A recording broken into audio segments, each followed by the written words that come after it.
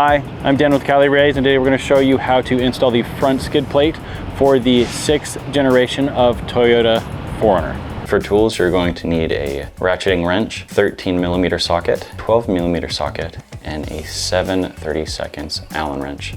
For hardware, you will receive 8 5/16 washers, 4 25mm long bolts, and 4 35mm long bolts. You will also receive 4 3/8 washers and 4 3/8 button head screws. First, we got to remove these factory covers.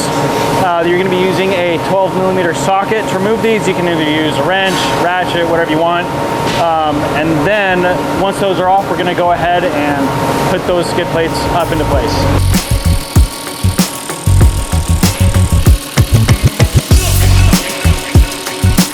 For this next cover, we're going to be removing these 4 bolts, again using the same 12mm socket.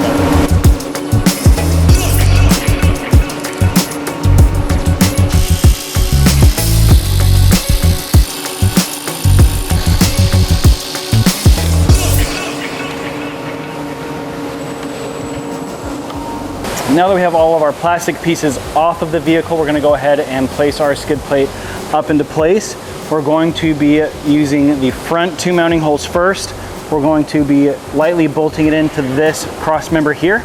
And then we're going to be taking the rest of the hardware and again, lightly putting it into place. I'm going to be using the original hardware for these front 2 parts. You're more than welcome to use the hardware that we supply, and then we'll just go from there.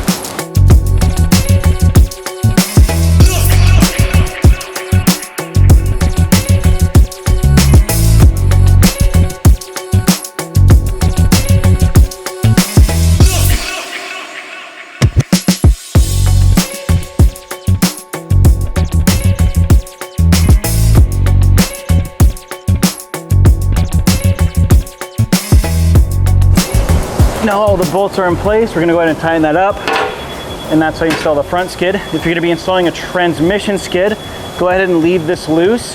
We're going to go ahead and undo these 4 bolts and slide this skid plate in here for the next step. So we went ahead and installed the oil door before we installed the skid plate. You're more than welcome to do this as well. You can also install it afterwards.